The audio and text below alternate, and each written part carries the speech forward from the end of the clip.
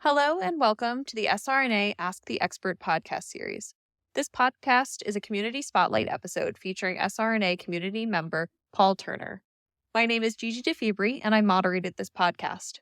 SRNA is a nonprofit focused on support, education, and research of rare neuroimmune disorders. You can learn more about us on our website at wearesrna.org. Our 2023 Ask the Expert podcast series is sponsored in part by Horizon Therapeutics, Alexion AstraZeneca Rare Disease, and Genentech. Horizon is focused on the discovery, development, and commercialization of medicines that address critical needs for people impacted by rare, autoimmune, and severe inflammatory diseases. They apply scientific expertise and courage to bring clinically meaningful therapies to patients. Horizon believes science and compassion must work together to transform lives. Alexion AstraZeneca Rare Disease is a global biopharmaceutical company focused on serving patients with severe and rare disorders through the innovation, development, and commercialization of life-transforming therapeutic products. Their goal is to deliver medical breakthroughs where none currently exist, and they are committed to ensuring that patient perspective and community engagement is always at the forefront of their work. Founded more than 40 years ago, Genentech is a leading biotechnology company that discovers, develops, manufactures, and commercializes medicines to treat patients with serious and life-threatening medical conditions. The company, a member of the Roche Group, has headquarters in South San Francisco, California. For additional information about the company, please visit gene.com. Again, for today's podcast, I was joined by Paul Turner. Paul is the youngest of 5 kids and grew up in South Florida until he was 19 years old, when he moved to Southern California and lived there for another 35 years. He has been married to his wife for 33 years. They raised their son and daughter in Ventura County, California. He worked in IT at the entertainment studios in Southern California. Paul and his wife recently moved back to Florida a few years after the onset of his transverse myelitis in 2017 at age 55. You can read more about Paul on our website. Thank you so much for joining me today. Do you mind just briefly introducing yourself? Yeah, I'm Paul Turner, 59, married for 35 years, 36 years, couple grown kids. Got TM 5 years ago. My anniversary was about a week ago, so yay for Paul. And yeah, I live in Florida, was in California for the last 35 years, grew up in South Florida, then moved back here. Bunch of families here, went on disability. Just more affordable here than California in a big way. So yeah, that's kind of who I am. This happened to me, and it's kind of the next chapter in my life. So 50 happened at 54, and then I was in California for a couple of years, and then we were going to move anyway, but this kind of push that quicker. So yeah, that's kind of the quick background of who I am. I worked in IT for the studios for in LA for 20 years, 25 or 24 years. And so yeah, I was on site at Warner and Paramount, and I had I was outsourced. So I had the IT staff for most of the studios for, desktop support, help desk, some networking, but a couple hundred, 300 people, maybe, whatever. So grew up in that. Yeah, so that's kind of who I am. So when did you start experiencing symptoms of transverse myelitis, and what were these initial symptoms? So I don't know that I had a lot of symptoms early. I had some urinary incontinence, kind of showing up, but I kind of thought it was prostate stuff, being 55, it's the doctor, see if I can get on Flomax or whatever. Last couple of weeks before, kind of worse. And then I went to the doctors. I had Kaiser at the time out in LA, and really good doctors. And with them, you got to have to kind of push your way through to find, and I was there 21 for 23 years. So I'm like, I'm not feeling great. She goes, okay, well, you don't have a fever. You might have, so anyway, went away. I was good to go. So I didn't have a lot of symptoms. I just woke up one morning at 4:27. Felt like someone put a girdle on my butt and my legs. I went to go to the bathroom, and my wife had to come get me and try to get me back. And then we'll get into that later, I guess. Yeah, not a lot of symptoms. So it was pretty quick. Within like 90 seconds to 2 minutes, I was from old Paul to next chapter, Paul. So yeah. And so when this happened, did you go to the emergency room? Did you yeah. go? Okay, you went to the emergency room there. Yeah, so we called the paramedics after like 10 minutes. I'm like, okay, yeah, I can't breathe real well. So my wife's like, okay, we're calling them.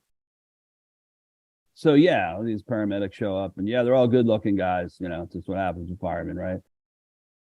So after like 20 minutes, they took me and took me to Los Robles in Thousand Oaks. My wife was with me, and my son happened to be staying over that night. And I walked into the ER, and they had called in, because I think what the paramedics do is I think they try to eliminate what you have rather than trying to figure out what you have. If you're not having a stroke, you're not having a heart attack, this, that, and the other. So yeah, went in there, and it wasn't real. It was, I was nervous, but it was just. And so we went in there, and they kind of knew I was coming. A smaller hospital. Yeah, I went in there, and the nurse says, okay, we're going to put you in here. And the doctor met me like 2 minutes after I walked in there, and he didn't look real confident. And I wasn't real pleased with that. I was like, okay, you got to, and I said to him, look, I just urinated and can't move my legs, and I need you to look more confident right now for me. Okay. My wife. Okay. So they called someone in to do an MRI, and they did that around 5, and then I was put in ICU. And so I went in there. Yeah, they didn't know, just like everybody else, TM, they don't know. It's, they think you have, Guillain-Barré. Everybody thinks that, right? So I was in there for a couple days, like a day and a half, 2 days. That wasn't Kaiser, that was a local. And then I had this really uncomfortable doctor in ICU. This guy was just brutal.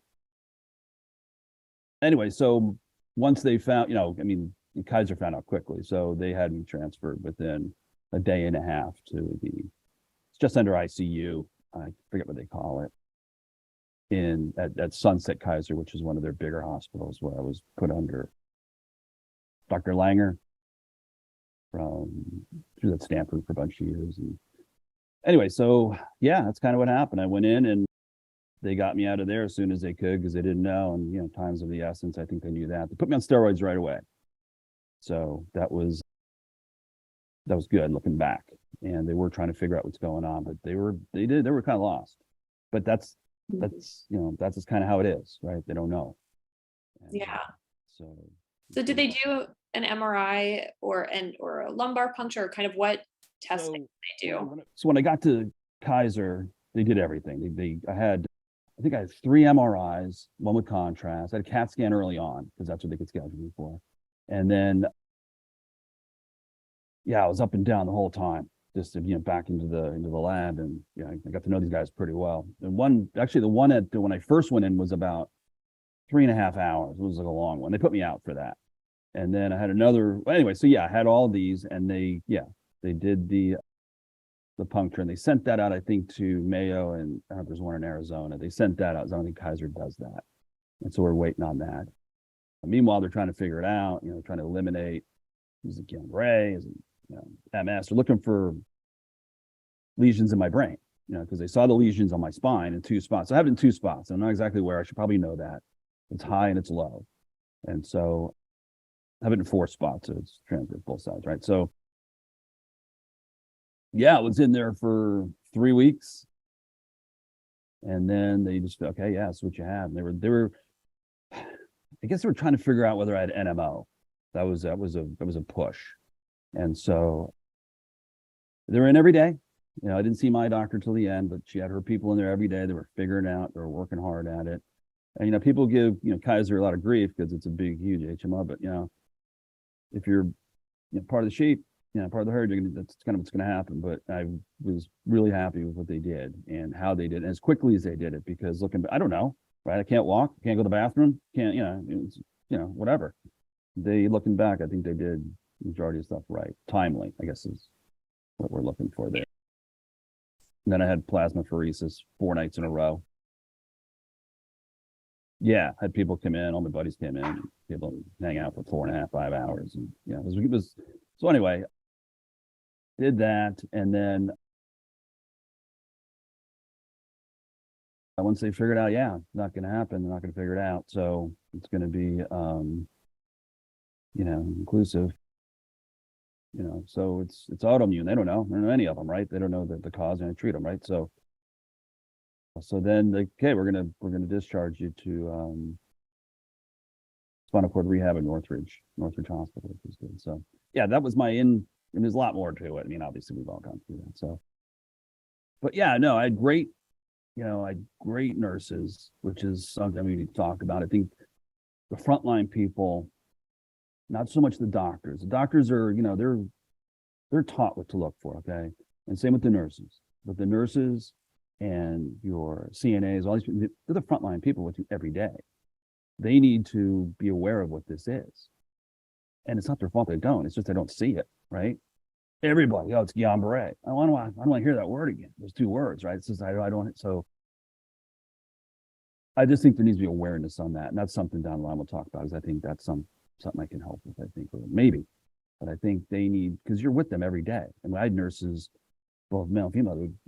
I was in this back corner room at Kaiser, and I was under observation. They didn't know, so everybody else is just under ICU. A lot of heart patients in that wing, and so I was there, and everyone would come in and eat their lunch with me at 3 a.m. or 2 a.m. and talk about stuff. They're interesting people, nurses, and some were traveling, and so people just trying to, and so it's just interesting to listen to the younger people and the older people, what they're doing with their lives. And it was good. It was good for me mentally, and that's a whole nother thing. So yeah, so that's kind of what happened. And then I went to rehab. Okay, and so you said you had IV steroids and also plasma exchange. Is that or Right. Yeah. Okay, got it. Plasma exchange over 4 nights. Okay, so they did that. Yeah. Got it. And so you said you went to a rehab hospital. What did you do there, and kind of what was that experience like? Well, I got to shower, which was really cool. Finally got a shower after 3 weeks. But at Kaiser, I had this guy that came in every week. He speak English, and I didn't speak his language. He'd come in every morning, right after they took my blood. This lady was like the greatest at taking blood. Like, I hate needles, right? Now it's no problem, but she just was fantastic at it. So at 6:10 every morning, she'd take my blood. But this guy would come in every morning and go, shower? I'm like, yeah. So he gave me this bath, right? And it was just the greatest. And that's, start your day like that is good, because someone cares for you. And this guy was respectful, and he just knew that it was important to me. And so, yeah, so I got to take a shower. First thing I got to rehab, which was like, all right. And then they put you on a schedule, and I can't remember the head of the, who it was, but he was from, not City of Hope. He was there for about 6 months, this doctor's had it. And he was great. He'd come in, we'd hang out, watch sports, we'd do whatever it was. And he was just very helpful and a little younger than me, and which everybody is at this point. It's kind of weird, seeing everybody's younger than you that's taking care of you. So, so they put me on a schedule. One of it was how to catheterize, and it's not something I was looking forward to, or how to digi-stim. These are things I didn't want to do. So after a week or two, that's okay. You're going to do this because you're going to leave and you're going to have to do this. So yeah, it was every day I did something. I did like 4 or 5 different things, whether it was occupational, how to transfer, or working out and things like that. So and it was really cool. I had these 2 physical therapists. One was in her last year of college, and I had one that had been a physical therapist for like 30 years. So the combination of them was wild, because the younger one wanted to do all this crazy stuff, and I'm like, yeah, let's do it, right? Like, put stuff on my, anyways. And then the older one was like, yeah, let's do this. And she was very funny. We had a lot in common. So I think I got a lot out of the physical therapy just because I had 2 ends of the spectrum, and they were very helpful in that. So yeah, it was great. And then, they said, okay, you're going after 2 weeks. And I had to really fight with the head of Kaiser. This doctor she was adamant. I'm like, no, I'm about to be able to walk in a walker, and you're not sending me home. And she's like, no, we're sending you home. And so we got into a beef a couple times. And so I went over her head, and I didn't need that, and so, so she did. She kept me for another week, and I was completely appreciative, and I called her on that. And so, but you have to fight for that. it's another week. I mean, I was close, to, be able to walk 5 feet in a walker, which was I wasn't able to do. I wanted to get that. So, yeah, then they sent me home, and that was it. You're home, and you get that big clunky drive wheelchair, and you're on your own, and go figure it out. So, yeah, that transition is always challenging. I think you have, a system when you're in the hospital, you have people to help, and then you get home, and it's exciting to be home because, you're out of the hospital. No one wants to be in the hospital, but even though it's a good transition, it's still a lot of stuff you have to figure out, and it's challenging. So I think let me jump in there. I think I was going to talk about this later. I think insurance or part of the process should be automatically, whether you want it or not, you should be assigned a psychiatrist, okay? Not a therapist, a psychiatrist, in case they need to talk to him. And obviously they can talk to you. Or if you need meds. Not everybody wants to be on meds, okay? This is a next chapter, life-changing thing where if you need to get on meds, maybe you want to do that. I want to think about it. It's not permanent if you don't want it to be. And I think the whole mental health thing I think it's overlooked, or it's just kind of a small percentage. Like I would go to these sessions, right? And most of the people in there were like gunshot wounds or like car accident stuff. No one had some autoimmune thing. I didn't even feel like it fit in a lot of times, but I think that needs to be pushed in healthcare, that when you get this, it's the next chapter of your life. And I keep saying that, but you can't walk. You can't go to the bathroom the way you used to. Things are different, and you need help with that. And it's not just talking about it, and if you choose to be on meds, that's fine, but you should have that option. Anyway, that's a whole different conversation we can have on that. Yeah, no, it's a good point. I think we're very good at treating the physical aspect, but the mental aspect can be a challenge to get, care and to, chat with someone and figure out how to manage that. So that makes sense. So what symptoms, this was several years ago, what symptoms do you currently experience, and how do you manage them? So I have neuropathy, and, everybody wants to pump you up on gabapentin, which works. You have to watch that because I think it affects my cognitive, and I'm working with my doctor on that. I'm on a couple other things, but nothing major. But my biggest problem is I have pain behind my knees, I shouldn't be able to feel anything, but I could feel there. And my right hip hurts, okay? And I have fatigue. Fatigue is like one of the worst things, right? And someone once said this, I heard this about, when they say fatigue isn't part of spinal cord, well, hold on a second. So someone explained it to me this one time. He goes, okay, look, it's like wireless. Things always going out, trying to connect with your head, trying to connect with your brain, and it's getting bounced back, and it's not going. And mentally get tired. And it kind of makes sense. And I get tired, and I was never that guy that got really tired all the time. So you have to kind of do that. And so you have to kind of manage that, because it affects your mood. Start getting cranky on everybody around you, it's not fair to them. So, and then, just the physical things. I'm in a wheelchair, and that really never bothered me. I accepted that quickly. But, my arms get tired.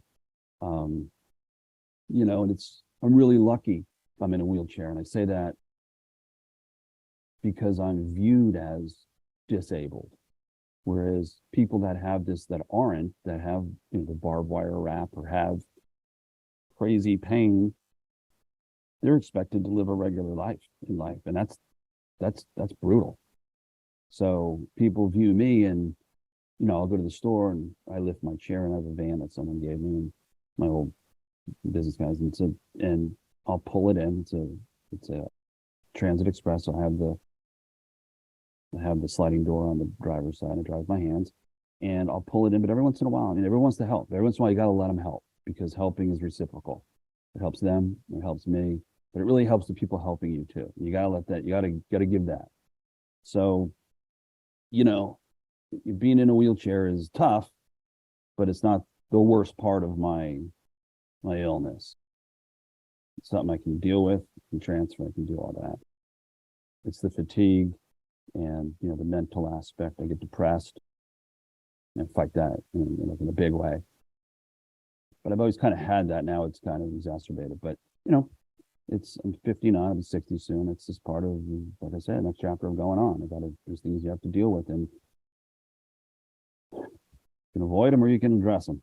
The easiest thing is to avoid them, but is that the easiest? Because it's just difficult that taking that route. It's a lot of obstacles. And so, yeah, fatigue and, tingle in my feet and they get hot and I get restless leg and my lower back hurts from being in the chair and UTIs, never, I'm a guy, I never get UTIs, right? And now I get UTIs and I can't take antibiotics all the time because if I do go into the hospital, be somewhat, they don't want to give it to you because they're going to have to put you on liquid antibiotics because you're going to be resistant to it. So, stuff like that. But again, I have it better than most being in a chair and being a para. And I don't say that, to make myself feel like, sound like, oh, yeah, no, there are days I can't get out of bed. It's fetal position, but I'm in a chair and I'm viewed as that. And with that, you get some breaks in life from a perspective from other people. And, I feel bad for people that have to work or have to live a regular life and they don't know what they're going through with TM. TM can be very, painful, debilitating. I just feel bad for that, for people like that. So I feel bad for myself, but it's just so I am. So, I don't know if that answers your question. Yeah, no, I think, there's people who have invisible disabilities, right? That society might not see them as disabled. So then they have to kind of operate in a world where they are disabled, but the world doesn't see them that way. And so then labels them as lazy or not, that sort of thing. And then, whereas for those of us who are in chairs, there's barriers there to society and things being inaccessible or assumptions that are made about us. But, there's kind of different challenges there. So, but I always, when talking to people, and I do this too, it's always interesting how people say, I'm grateful for this aspect of my experience and that it's easier for me in this way than it is for other people. But I feel like everyone does that for their own circumstances. So yeah, it's, it helps reframe and your perspective and helps you kind of live your life with with whatever kind of challenges the world throws at you. So definitely understand that. So do you have any kind of fears or worries related to your diagnosis? No, I don't. COVID happened. Mine happened in late 2017. And so I was living in California. We moved out here. We didn't have my house that we have now. We were renting, and my house now is kind of set up. But, I was really concerned about the COVID thing. And in Florida, not a big thing, not a big concern for that. And it's okay. So, all right. So I just stayed in. I was good. And I'm not a, reclusive guy. I'm a guy that likes to go out and do things and see music and go or hear music. I want to do that and do things. And I didn't, just out of the fear of not knowing would I become a quad. If I got sick, would it really affect me? Would there be some long-term stuff? So that was probably the worst thing, but I don't have any huge fears. When I was in the hospital, I said, look, if someone's put me on clinical trials for someone my age, I'm the guy.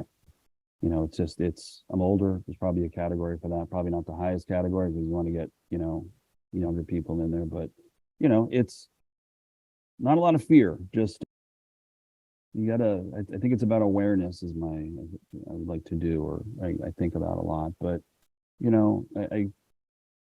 it's the mental aspect and the depression that makes me feel bad, but I'm aware of that.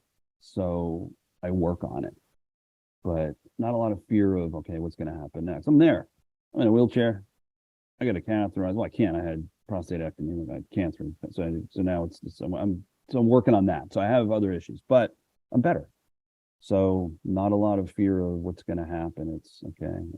Let's roll with it and see if we can get people to understand this. I think a little bit more.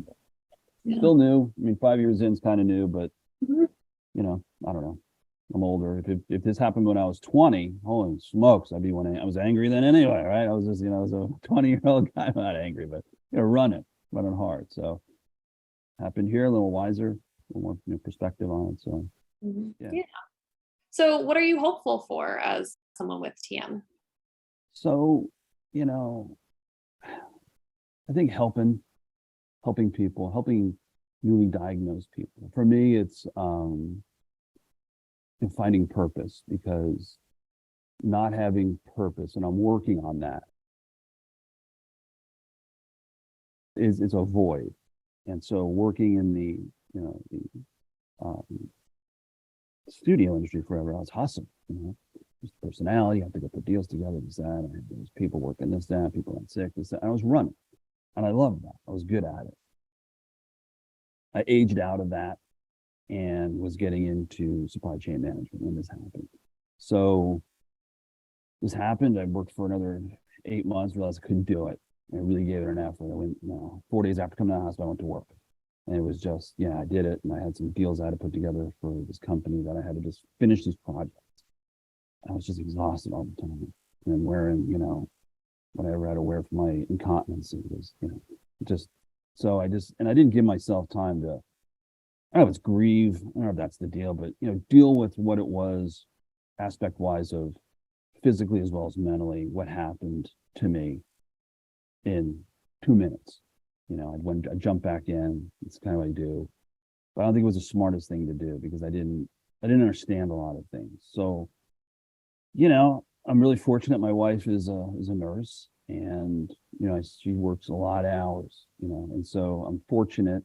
I spend a lot of time alone, and when she's home for 3 or 4 days at a time because she works these 12-hour shifts. But my hopeful is that the next 5 years aren't as, I don't know, experimental. I kind of know what I'm doing.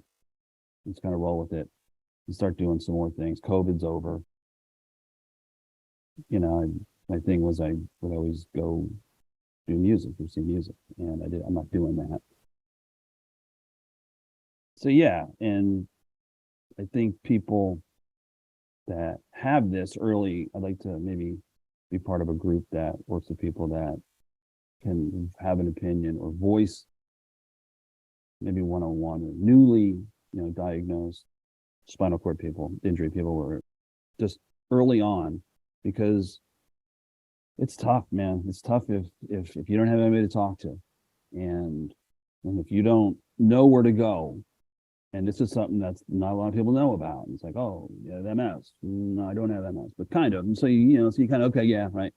But I just think there needs to be, maybe that's what I can do. And then there's a couple other things politically I'd like to see happen. I go get my driver's license here and I register my car in Florida, right? Well, they ask me right away, do you have modifications? Yeah, okay, that's a fair question. Yeah, and they put that on there, but they make you register a vote right then and there. Okay, well, why can't you have that question there and people can check it or not if you don't want it? So maybe that's something I can do. I can go do, I'd just like to see a checkbox on your voter's registration that, yeah, I'm disabled, and I would like some information on candidates that are, maybe you pick the 5 things from the ADA and say, okay, these are the 5 things they want to do. But I really like to see like a check marker, and it would be such a hard thing to do, but it's not impossible. And then you just scale it over on a national level. You do Florida first, and you just have a check mark, and then if it's on there, then these politicians can send you some information on what they're doing for the disability or for the handicap, whatever you want to call it, that population. But everybody should have a good wheelchair. You don't have a good wheelchair, you become sedentary. That's just reality. You get a big heavy wheelchair, you're not going anywhere. The older you get, the less you're going to be moving. It's a problem. So anyway, there's my long dissertation on that. So is there anything you wish medical professionals knew about treating someone with TM? Yeah, we talked about it before. I just wish that the frontline people were more aware of what this is. And the only way to do that is to get out there and talk to them, and make it,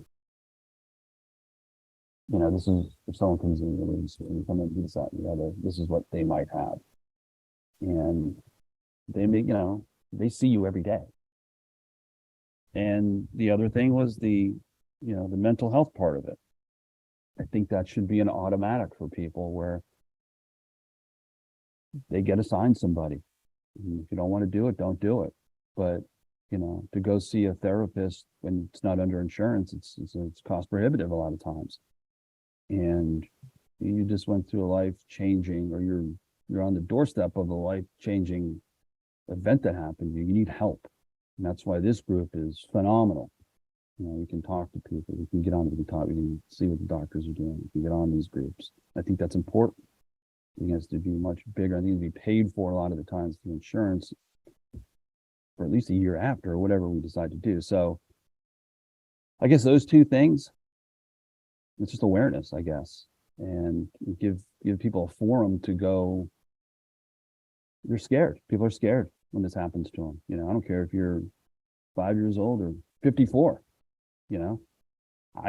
They said you're not walking again. Next 2 years is what you have, and then we'll go. I'm like, okay, I'm good with that. Let's see what we can come up with. I didn't walk, but I gained some other things, stronger, and I was fortunate. I pushed to have both a therapist and a psychiatrist, and the psychiatrist was great. She was tough. She was brutal on me, and I needed that because I was lethargic. I was angry about why me. So yeah, that's kind of the things I like to see in the healthcare thing, and then see if we can aim towards the government to help a little bit more. We can pay for everybody else's stuff. It's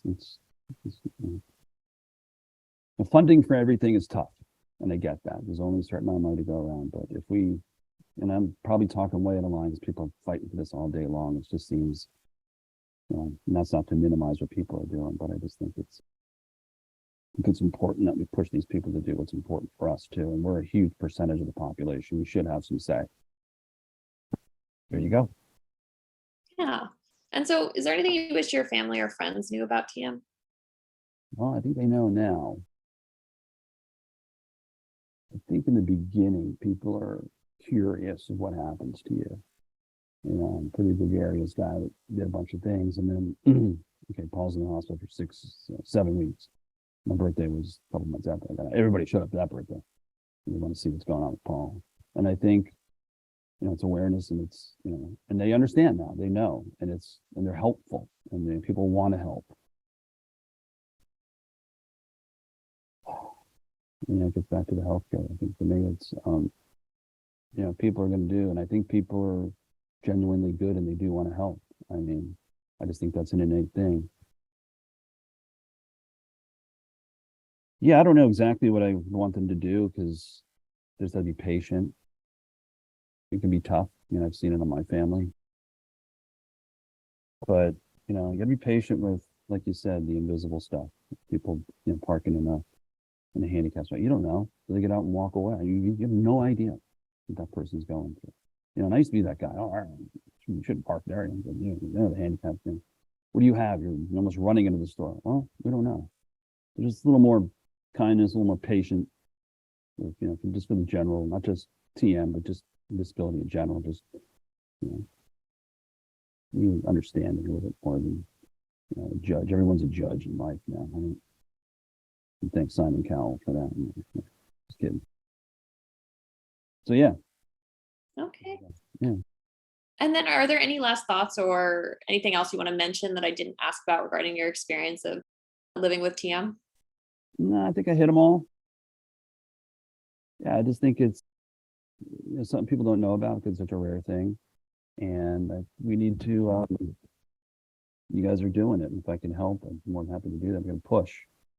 You got to push to get funding, and you get pushed to get awareness.